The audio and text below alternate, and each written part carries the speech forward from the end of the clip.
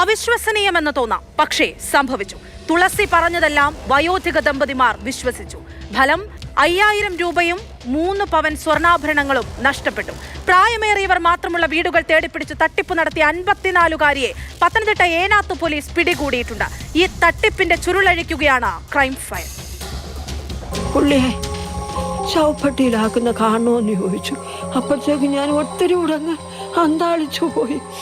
വയ്യാതിരിക്കുന്ന മനുഷ്യനെ ഇത്രത്തോളം ഞാൻ രക്ഷപ്പെടുത്തിക്കൊണ്ടു നഷ്ടപ്പെട്ടു പോകുമല്ലോ എന്ന് അന്നേരം ഞാൻ എടുത്ത് ചെന്ന് എൻ്റെ വാഴ്ത്തു മോതിരമായിരുന്നു, അത് ഞാനെടുത്ത് 3 എണ്ണം കൊണ്ടുവന്ന് കൊടുത്തു. കടമ്പനാട് ഒറ്റത്തെങ്ങിൽ പുത്തൻ വീട്.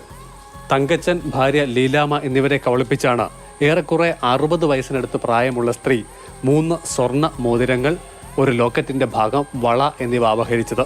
ഞായറാഴ്ച രാവിലെ 9 മണിക്കും 11:30 ഇടയിലായിരുന്നു അവിശ്വസനീയമായ നീക്കങ്ങളത്രയും. വേളാങ്കണ്ണി മാതാവിന്റെ അനുഗ്രഹത്താൽ ദിവ്യദൃഷ്ടിയുണ്ടെന്ന് അവകാശപ്പെട്ടാണ് തുളസി എത്തിയത്. തങ്കച്ചൻ, ഭാര്യ ലീലാമ്മ എന്നിവരെ കുറിച്ച് അത്യാവശ്യം കാര്യങ്ങൾ ഗ്രഹിച്ചു തന്നെയായിരുന്നു വരവ്. 3 പെൺമക്കളല്ലേ എന്ന് ചോദിച്ചതോടെ തങ്കച്ചനും ലീലാമ്മയും ദിവ്യദൃഷ്ടിയിൽ വിശ്വാസിതരായി. കുടുംബത്തിൽ വലിയ വിപത്ത് വരാനിരിക്കുന്നു എന്നതായിരുന്നു പിന്നാലെയുള്ള പ്രവചനം. അപകടത്തിൽ മക്കളും ചെറുമക്കളുമായി 3 പേരുടെ മരണം. അത് ഒഴിവാക്കാൻ വേളാങ്കണ്ണിയിൽ നേർച്ച നൽകണം. പാവപ്പെട്ട 50 പേർക്ക് ഭക്ഷണം നൽകണം. ഇതിനായി ഒരാൾക്ക് 100 രൂപ ക്രമത്തിൽ 5000 രൂപ വേണമെന്ന് ആവശ്യപ്പെട്ടു. പണമില്ലെന്ന് ആദ്യം പറഞ്ഞ ലീലാമ്മ പക്ഷേ തുളസിയുടെ പിന്നീടുള്ള നീക്കത്തിൽ വീണു. എന്നിട്ട് ഞാൻ അതിൽ നിന്ന് 4000 രൂപ എടുത്ത് കൊണ്ടു കൊടുത്തു. അന്നേരം പറഞ്ഞ് 1000 രൂപ മാറ്റിയിട്ടുണ്ടെന്ന് പറഞ്ഞു. ഞാൻ പറഞ്ഞു മാറ്റിയിട്ടില്ല, ഇതേ ഉള്ളെന്ന് പറഞ്ഞു, ഇതേ ഇരിപ്പുള്ളെന്ന്. അല്ല അല്ല അല്ല അമ്മാമ്മ അവിടുന്ന് ഒരു ഇച്ചിരി അങ്ങോട്ട് മാറ്റി വെച്ചിട്ടുണ്ട്. ശരിയാ, ഞാൻ മാറ്റി വെച്ചു. അത് പിന്നെ എന്നെ കൊണ്ട് എടുപ്പിച്ച് കൊണ്ടുവന്നു. അങ്ങനെ 5000 രൂപയും അവർക്ക് കൊടുത്തു.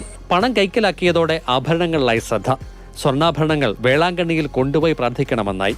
ഇടയ്ക്ക് ബന്ധുക്കളുടെ മൃതദേഹം പെട്ടിയിലടച്ച് വൈകാതെ വീട്ടിലെത്തുമെന്നവർ പറഞ്ഞുകൊണ്ടേയിരുന്നു.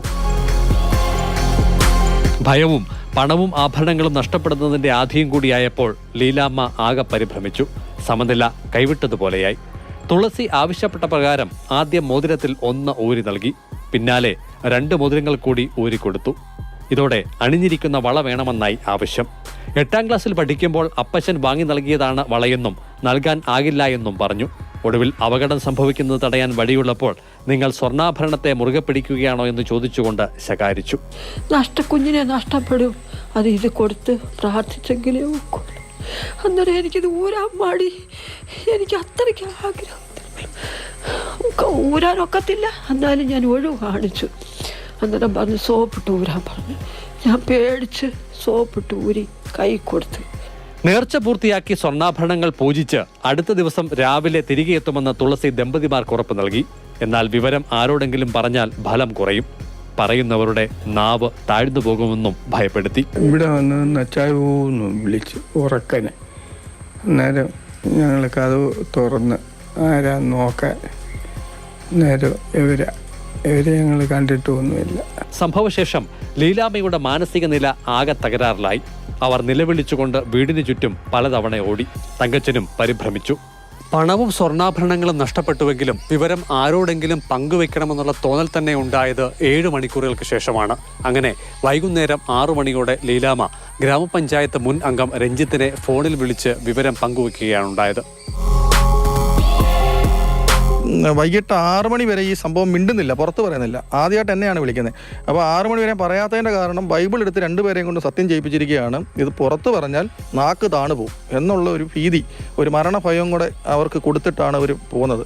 അപ്പോൾ ഈ മരണത്തിൻ്റെ പേരിൽ ഈ മതം നടത്തുന്ന ചില പ്രവണതകളാണ് ഈ കാണുന്നത്. ഒറ്റത്തെങ്ങിൽ പുത്തൻ വീട്ടിൽ നിന്നും കടന്ന തുളസി പോകും വഴി അടുത്ത വീട്ടിൽ കയറി വെള്ളം വാങ്ങിക്കുടിച്ചു. ഇതാണ് അന്വേഷണത്തിൽ നിർണായകമായത്. ഇവിടുത്തെ CCTV ക്യാമറ ദൃശ്യങ്ങളിൽ നിന്നും ഏനാത്ത് പോലീസ് തുളസിയെ തിരിച്ചറിഞ്ഞു. അടൂർ പള്ളിക്കൽ ചേന്നമ്പുത്തൂർ ഭാഗത്തെ വീട്ടിലെത്തിയെങ്കിലും തുളസിയെ കാണാനായില്ല. തുടർന്ന് ഇവരെത്തും വരെ കാത്തുനിന്ന പോലീസ് സംഘം തുളസിയെ കസ്റ്റഡിയിലെടുക്കുകയായിരുന്നു. മോതിരങ്ങളിൽ ഒന്ന് കൈമോശം വന്നുവെന്നായിരുന്നു ഇവരുടെ ആദ്യ മൊഴി. എന്നാൽ ഇത് ഭരണിക്കാവിലെ ഒരു സ്വർണ്ണാഭരണശാലയിൽ വിറ്റുവെന്ന് പിന്നീട് വ്യക്തമായി. സർക്കിൾ ഇൻസ്പെക്ടർ അനൂപ് അച്ചൻകുഞ്ഞിന്റെ നേതൃത്വത്തിലുള്ള സംഘം തുളസിയുമായി ഭരണിക്കാവിലെത്തി ഇത് വീണ്ടെടുത്തു. ഇവർ അപഹരിച്ച പണവും സ്വർണ്ണാഭരണങ്ങൾ മുഴുവനും കണ്ടെത്താനായിട്ടുണ്ട്.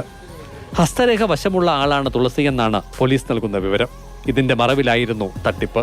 എന്നാൽ ഇവർക്കെതിരെ മറ്റു കേസുകൾ നിലവിലില്ല.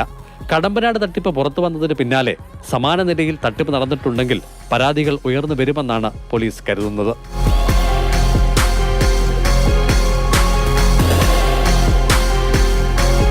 CK Abhilal, Mathrubhumi news, Pathanamthitta.